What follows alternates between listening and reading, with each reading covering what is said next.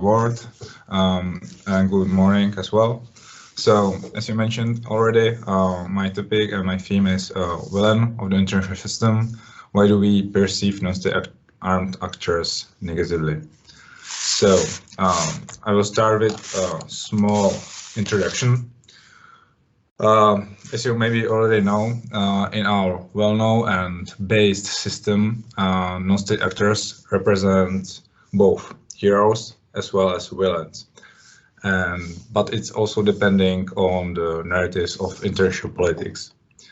It has long been like a trend in the political and economic spheres to label non-state armed actors as villains. And I bet that you know that we have several types of non-state armed actors as well, that they got different roles and activities in the system. Also, they got like local, regional or global practices, and they can be both like partners, but most likely they are rivals for us. And however, despite their growing number of activities and different roles, the current social sciences, economics, and politics are most limited to studies like normative applications, theoretical debates, and some methods and etc. But less than resonates the justification of our question, my main question. You already read that. Why do we perceive non-state armed actors negatively? And also, the second question is like, why some types of non-state armed actors are transgressively condemned more than others? For example, you know, like jihadist groups. I started with like a state-of-the-art review. Like it's like a key because I wanted to know the most likely negative types from them. And based on primary and secondary literature and also like an empirical data set, we can see that there are like four most negative non-state actor types.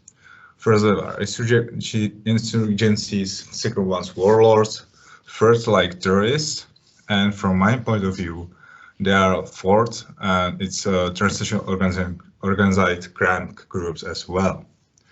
And based on these four types, I started to searching for their negative aspects.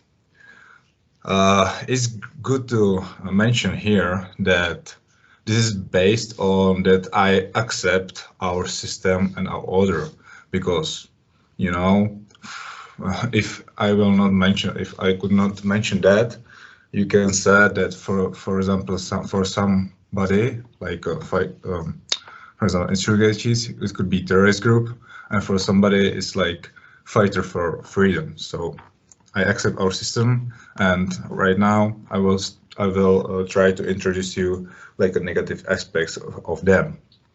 So first of them is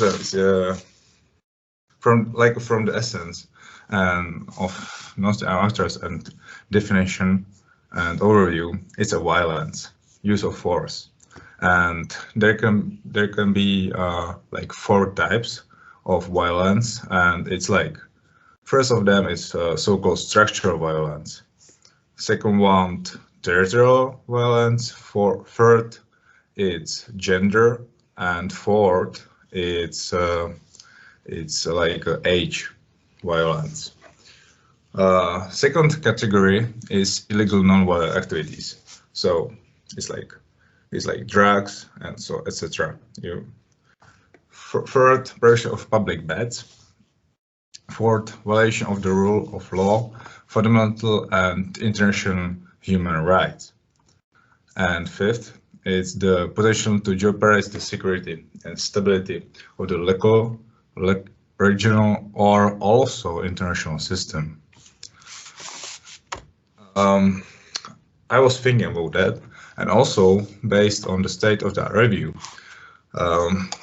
So we got some negative aspects of non-state actors, and you already know from literature, media, and others other types from data that non-state actors can participate. The activities are on three like levels. So first one is local communities, second one is state, and third one is international system.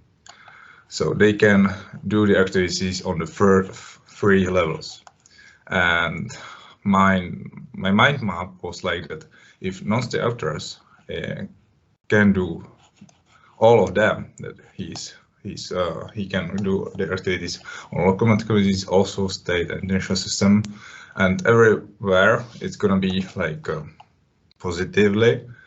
That answer is that yes, there are two negative aspects there, over there, and over there.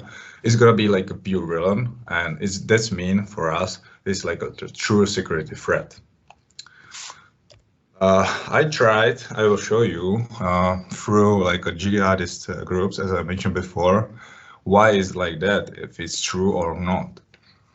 So I took the most accent and like the most negative jihadist groups from our well-known system, and it's Al Qaeda and ISIS. So you can see my dataset, empirical data, that, for example, on state level, it's also everywhere. Yes, they are very negative. On international level, they also same, but on local communities, it's really different, because Al Qaeda has different strategy about local communities than Islamic State, and that's why based on my mind map and my negative aspects like categories, ISIS is more negative than Al Qaeda. But is it true or not? It depends, because like my conclusion, you can say like overall the results of my work de facto show that that after accepting like a base system or set system, the most important monitor level is the state. Negative aspects of non-state armed actors that I have observed and confirmed presently. So our system is still like a state-centric. The state is constantly dominant player in the system, and in this context, our non-state armed actors are just condemned if they can, some less but some more, and endangered. So thank you for your attention. It was a pleasure to say